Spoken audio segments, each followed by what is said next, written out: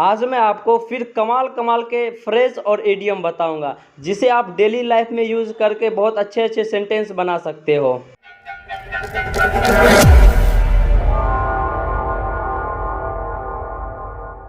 तो देखो यहाँ पर लिखा हुआ है अ लेमन। अब बताओ अ लेमन मीन्स क्या होगा? तो आप कहोगे अ मीन्स तो एक हो जाता है, लेमन मीन्स तो नींबू, एक नींबू। ऐसा नहीं, ये बिल्कुल गलत है। अ लेमन मीन्स होता है एक बेकार गाड़ी या तो खटारा गाड़ी।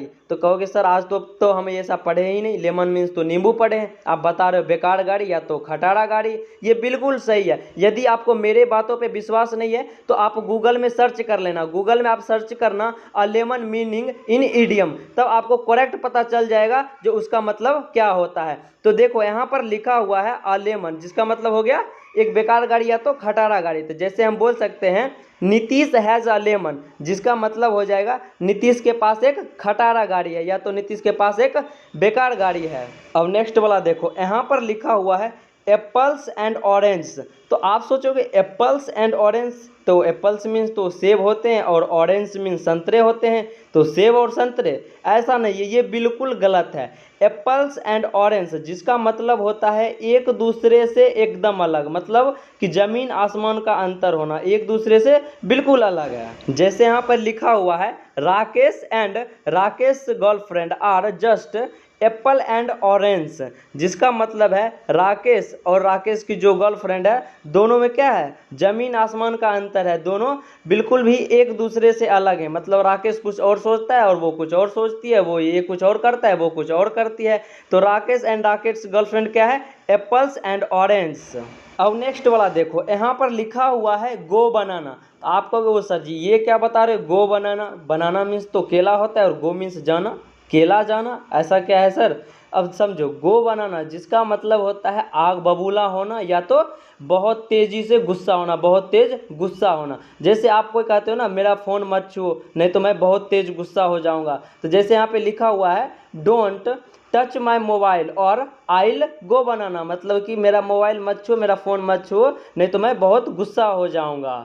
अब नेक्स्ट वाला देखो, तो देखो सबसे पहले आपके स्क्रीन पे लिखा हुआ है अ बेड एप्पल। तो आप सोचेंगे ये बेड एप्पल इसका मतलब एक बुरा एप्पल? नहीं, जिसका मतलब होता है बुरी छवि वाला इंसान, जिसका बोलते हैं ना कैरेक्टरलेस इंसान, वो होता है बुरी छवि वाला इंसान। जैसे लिखा है Roshan is a bad apple in his family, मतलब रोशन अपने परिवार में बुरा इंसान है, मतलब कि बेकार इंसान है। तो देखो यहाँ पर लिखा हुआ है अ टॉप बनाना। आप सोचेंगे अ टॉप बनाना इसका मतलब क्या होता है? तो अ टॉप बनाना जिसका मतलब होता है बॉस या लीडर।